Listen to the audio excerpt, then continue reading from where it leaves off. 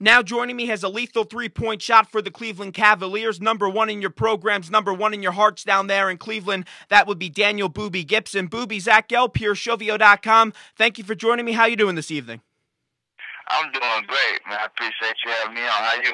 I'm doing great myself, and you know what? I'm watching a Cleveland Cavaliers game a few years ago, and all of a sudden I see you take a charge, and then LeBron James goes over to you and starts tickling you along with the whole Cleveland Cavaliers organization. What's going on throughout that whole thing? It was hilarious. I couldn't get enough of that. That's one of the best moments I've ever seen in the NBA. Yeah, I think normally when I'm on the team, I'm normally like, the guy that my teammates normally look to me like the little brothers, kind of.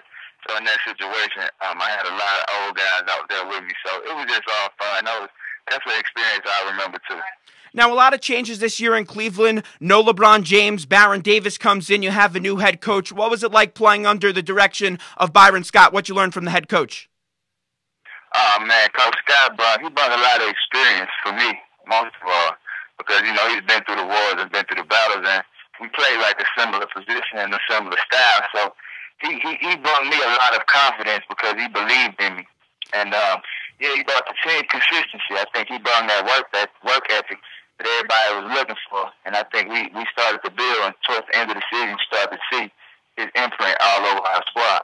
Now, you had 31 points in the postseason in the Eastern Conference Finals a few years ago, and then the next year you really didn't have that starter status by Coach Brown. Were you ever annoyed or confused when you weren't labeled that starter kind of position? No, not at all, because at this level, you got to take it. You just got to take your bumps and bruises and just continue to grow as a player. And, my mentality is just however many minutes you're out there on the floor, whether it's 1 or 30, just give it everything you got. And I never get down on myself whether I'm a starter or whether, whatever the case may be. Whatever minutes I'm given, I'm going to make the most of them. And I think that'll keep me around in this NBA for a long time to come. Now, you have a bright future. You're a hell of a player shooting the three-point ball. But last night, the Cleveland Cavaliers won the NBA draft lottery. I'm sure you're ecstatic about that. They had the number 1 pick and the number 4 pick. But in reality here, all these analysts are saying that you may be on your way out because, the Cavaliers may go guard at 1 or guard at 4 or maybe even both. Are you nervous that your days in Cleveland may be numbered? Not at all. That's the nature of the business. You can't be nervous or you can't worry about any of those situations. My heart is in Cleveland, and I love Cleveland. I love playing for them. And right now, that's where I am. And I don't think about any of that stuff unless it's brought to me, which it hasn't. And so that's my focus, And if something else happens, it does, and I'll continue to play and do the things that display my talents that God has blessed me with. We're talking to Daniel Gibson, number 1 of the Cleveland Cavaliers. And Daniel, advice to players coming out of the NBA draft this year, players coming from college to the NBA, what would your advice be to them if you could speak to them one-on-one? My advice would be just, prepare yourself. If you're a young guy coming into the NBA, you're no longer dealing with, little boys or young men. Everybody at this level is grown men. And I learned that lesson pretty fast. So I think that coming in, you have to prepare yourself mentally to be able to deal with the rigors of an 82-game season, but also prepare yourself to step into being a man. It's going to take that maturity to understand what it takes to maybe live somewhere you've never lived before and do some things you've never done. To grow. But I think the guys in the draft are prepared if they've been. Now, the forte of your game is obviously the three-point ball. What adjustments did you have to make going from college to the NBA, where in college the three-point ball is shorter and then in the NBA it's longer? Right. It was tough. I had a great tutor in John Lucas when I was making the transition from college to pros, and he just told me it's all about repetition. So right out the gate, I just started shooting NBA three-pointers every day. I'm talking 500 to 1,000 daily, and then it became second nature to me. By the time I got to training camp, I was already ready because I know I had to prove myself there. I was already ready, just getting up reps every day on a daily basis, and it ended up paying off for me. Now, the interesting thing with you coming out of the draft, many people had you going in the first round, and then you canceled all your workouts after you worked out with the Cleveland Cavaliers. What factored into that decision? Were you just adamant that Cleveland was going to be the team that was going to pick you up? Yeah, they had 3 picks that year. They had 3 picks, and when I went in and I had my workout, it was just one of those workouts where you just don't miss a shot. You know, you just go in and everything goes the way you want it to go. You just doing everything right.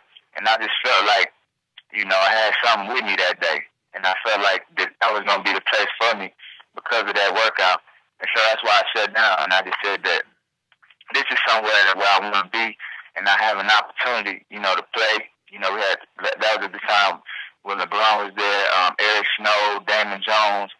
We had a lot of guys that I felt like I could get a lot of tutelage from and grow. And so I decided that that's where I wanted to be, and I just kept my fingers crossed that they would draft me, and luckily they did. Now, what's that moment like when you walk into the Cavaliers locker room and you see LeBron James, one of the best players in the league? Oh, I mean, at that time, it's really not a thing of awe anymore as it is if you're a young guy, because me and him are only 1 year apart. So I had the opportunity to play against him and play with him in AAU pickup games prior to getting to the NBA. So at that point, it was just all about, you know, trying to learn as much from him and the rest of my teammates in order for me to be a better basketball player. So when I stepped in, the first thing that I did when I stepped into the game was just ask questions. I asked everybody questions. You know, what is it going to take for me to play at this level for a long time? I just wanted to get as much knowledge as I could just so I could obtain it when I had the opportunity. We're talking to Daniel Gibson. And Daniel, as I mentioned, a lot of changes happened in Cleveland this year. You got Baron Davis. What advice did you learn from the veteran? BD, man, we call him the OG because he's just been around. You know, he's been through, he's played on bad teams, he's played on great teams. He's just been around. He understands the game, and he sees the game with a different set of eyes. So I just try to just watch him, you know, just watch how he plays, check out his pace. And he's a very vocal guy, so he'll definitely tell you some pointers here and there on how to improve your game. So I just like I said, I'm a sponge. And any opportunity I get to learn and improve and get better, I do it. And Baron is just one of those guys who you can learn a lot from, playing with and just watching. We're talking to Daniel Gibson. And Daniel, let's take you back to the night of the decision, the most dreadful day in Cleveland Cavaliers history. LeBron James goes to the Miami Heat. Did you know before he made that big announcement, you and LeBron are very friendly, where he was taking his talents to? I had no idea. You know, it was just, I went to one of his camp, you know, worked with the kids for, you know, like a week and a half before that. So I don't think nobody knew. And when it happened, you know, it happened, and I saw the how it affected the city. So, you know, I tried my best to just reach out to the city and just let them know that, you know, he's gone, but that don't say what the future holds. You know, now it's time to look to the future and talk about what we do have. You know, we still had players that were willing to get their hearts every night, and so I reached out and I let the fans know that. And even after a rough season last year, you know, look where we are now. We ended the season great, and we have an opportunity to pick up 2 of the top 4 picks in the draft. You know, it all plays itself out. You just got to stay the course and stay strong and keep that faith. Now, LeBron James returned to the Q last year. He had an incredible game. And then after the game, a lot of things happened in the media, which I know that you couldn't control. Are you and LeBron still friendly? Because a lot of people saying you aren't. You know what it is with me? I think everybody who's a fan of me, or everybody that knows me, they know that, you know, I'm not one of those guys that's going to fight the next person. You know, I'm all about, you know, positivity and pushing that for everybody. So when it comes to that situation, no, I don't dislike him, but my loyalties are no longer with him. You know, my loyalties are with the city of Cleveland and the fans that come out there every night for us. You know, I can't worry about him when it comes to basketball. Outside of basketball, if I saw him, of course I would probably speak.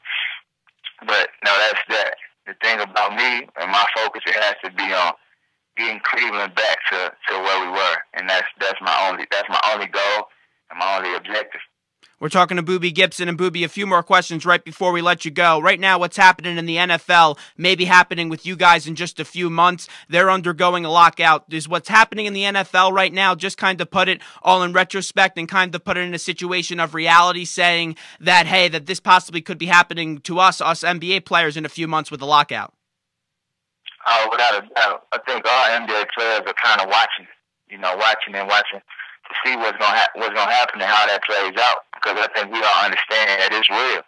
It's real that after this, when the finals are all said and done, when June 1st or July 1 hits, that could be us. So I think everybody is preparing themselves for the worst.